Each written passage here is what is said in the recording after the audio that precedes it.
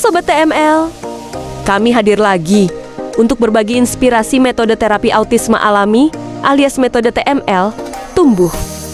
Kami paham, nggak semua keluarga punya akses ke terapi autisme yang memadai.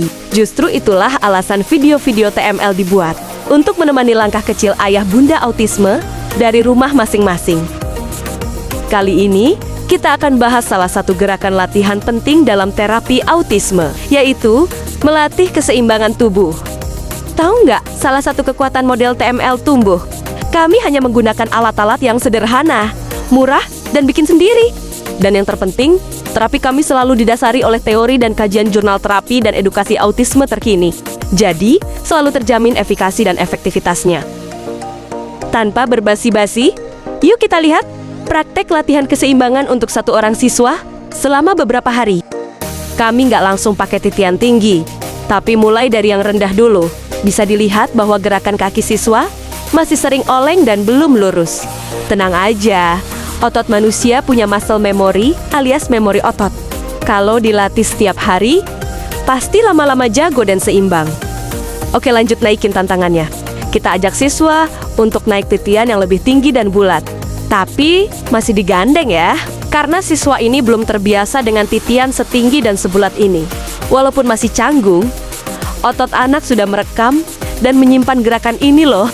Tinggal dibikin rutin supaya jadi muscle memory aja. Hari berikutnya, coba nggak digandeng. Kalau anak nampak oleng, wajar banget kok. Ini kan gerakan baru. Ototnya belum belajar menyesuaikan dengan gerakan ini. Sistem vestibular alias indera pengatur keseimbangan tubuhnya masih ngerasa ini gerakan asing dan mungkin juga menakutkan. Nggak apa-apa, digandeng aja. Kasih waktu biar ototnya merekam gerakan baru ini jadi memori otot. Nanti bakalan kami jelasin kenapa otak kita bisa merekam memori otot. Hari berikutnya, siswa latihan lagi tapi digandeng sama temennya. Tahu nggak kenapa? Dalam metode terapi TML tumbuh, pendamping alias therapeutic educator selalu diganti tiap pekan biar terjadi generalisasi skill. Malah kadang siswa didampingi sama temannya sendiri loh. Tujuannya biar siswa nggak ketergantungan alias cuma bisa perform dengan baik di satu pendamping aja.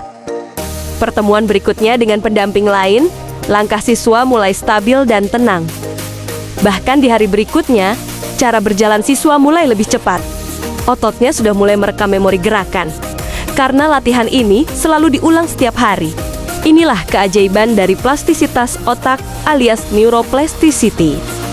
Next, siswa mulai bisa jalan sendiri tanpa dibantu. Ini adalah satu pencapaian baru. Makanya siswa tersenyum senang dan lebih percaya diri akan kemampuannya.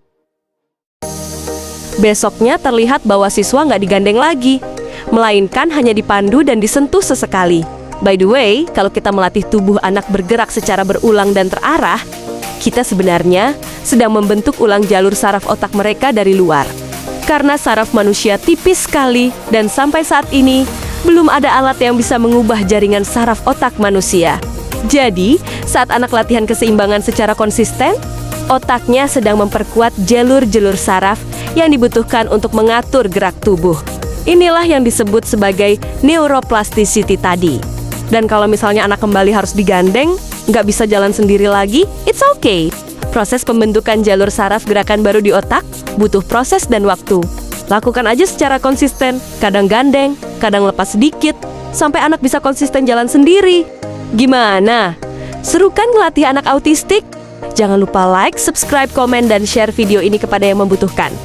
By the way, siapa nih yang mau mendalami metode terapi autisme TML? Hasil riset dan pengembangan TML selama 20 tahun lebih loh. Kalau mau, tulis aja Tota di kolom komentar ya.